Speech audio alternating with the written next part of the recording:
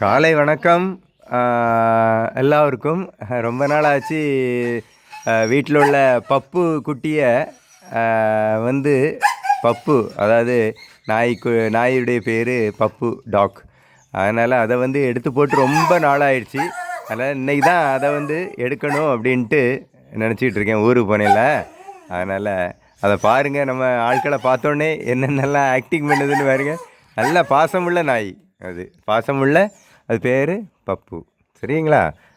சரி சரி சரி. அதனுடைய செயல்களை பாருங்கள். பப்புமா கொஞ்சம் உங்கள் காணொலியில் காட்டுறதுக்கு எனக்கு மிகுந்த ஆர்வம்.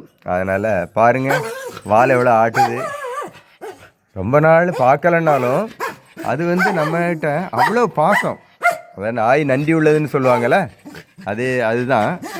அந்த கையை மட்டும் எடுக்க பார்த்தியா, அது நல்லா அது கடிச்சிடாமாம்மா, பார்த்துக்கம்மா.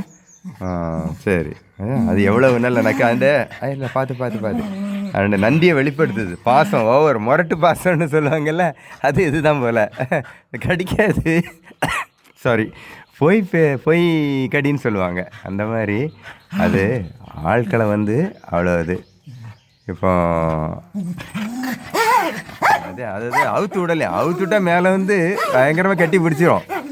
அதனால் அந்த பாசம் அது காலையில் அதுதான். பப்பு இப்போ நான் என்னையும் அப்படி லேசாக பார்க்குது, ஆனால் அது அங்கே தான் பார்க்குது அவங்க. சரி, ஓகே பாய்.